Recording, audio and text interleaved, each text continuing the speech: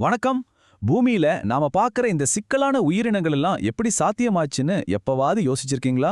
அதுக்கு காரணமான கண்ணுக்கே தெரியாத ஒரு மைக்ரோஸ்கோபிக் செக்யூரிட்டி சிஸ்டம், அதாவது நியூக்ளியர் மெம்பரேன் பற்றி தான் நாம இன்னைக்கு இந்த சோர்ஸ் மெட்டீரியல் அனாலிசிஸ்ல ரொம்ப தெளிவா பார்க்க போறோம். உயிரினங்களோட அடிப்படையை நாம முழுசா புரிஞ்சுக்கணும்னா முதல்ல ஒரு முக்கியமான கேள்வியை நாம கேட்டாகணும். ஒரு செல் தன்கிட்ட இருக்கிற அந்த விலைமதிப்பற்ற பொக்கிஷத்தை, அதாவது அதோட அந்த அல்டிமேட் விஐபி பெட்டகத்தை எப்படி பாதுகாக்குது? இது ரொம்ப இன்ட்ரெஸ்டிங்கான விஷயம்.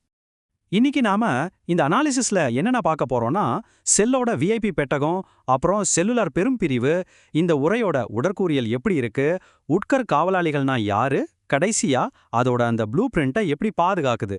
இந்த 5 விஷயங்களை தான் நாம வரிசையா பார்க்க போறோம். சரி, முதல்ல பகுதி 1 செல்லோட அந்த விஐபி பெட்டகம்னா என்னன்னு பாப்போம். இப்போ தாவர மற்றும் விலங்கு செல்களை கொஞ்சம் உற்று கவனிச்சிங்கன்னா உள்ள ஒரு இருண்ட ரொம்ப முக்கியமான வட்ட வடிவ அறை இருக்கும். கவனிச்சிங்களா? அதுக்கு பேரு தான் உட்கரு, அதாவது நியூக்ளியஸ். அந்த செல்ல உசுரோட வச்சிருக்கக்கூடிய மரபணு வழிமுறைகளை, அதாவது ஜீன்களை ரொம்ப பத்திரமா சேமிச்சு வைக்கிற ஒரு உண்மையான விஐபி பெட்டகம் இதுதாங்க. அடுத்ததா பகுதி 2 செல்லுலார் பெரும்பிரிவு. இந்த விஐபி பெட்டகம் இருக்கா இல்லையாங்கிறத வச்சுதான் உலகத்துல இருக்கிற உயிரினங்களே நம்ம பிரிக்கிறோம்.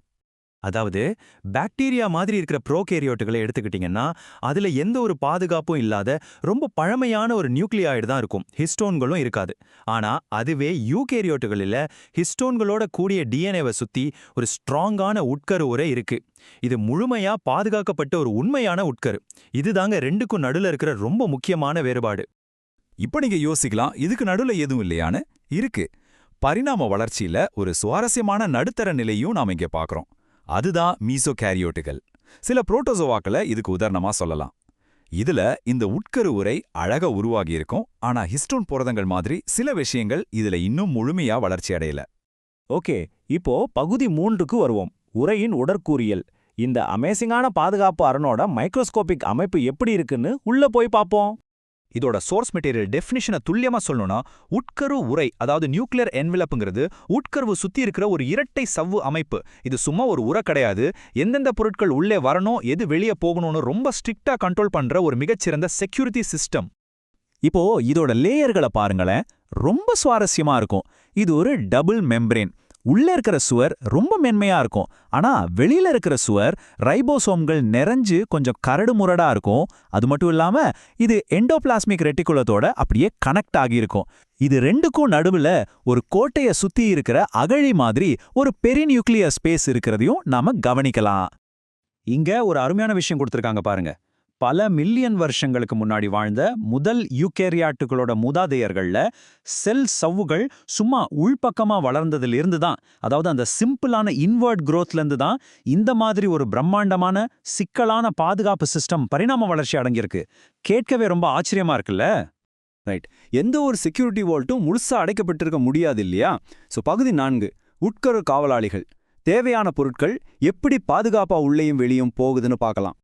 இந்த உரையில இருக்கிற நியூக்ளியர் துளைகளும் அதை சுத்தி இருக்கிற வட்ட வடிவ அந்யூலியும் சேர்ந்து ஒரு ஹைடெக் காவலாளி மாதிரி வேலை செய்யுது.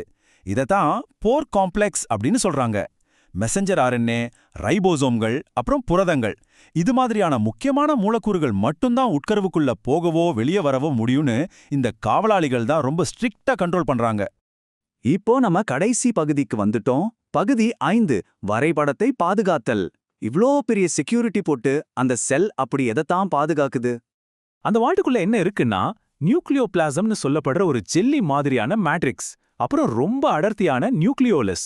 ஆனா இதெல்லாம் விட ரொம்ப ரொம்ப முக்கியமான ஒன்னு இருக்கு. அதுதான் குரோமாட்டின். அதாவது நம்ம டிஎன்ஏ, ஹிஸ்டோன்கள், ஆர்என்ஏ எல்லாம் சேர்ந்த நம்ம வாழ்க்கையோட மொத்த வரைபடமே இந்த சவுக்குள்ள தான் அவ்வளோ பத்திரமா ஒழிஞ்சிருக்கு.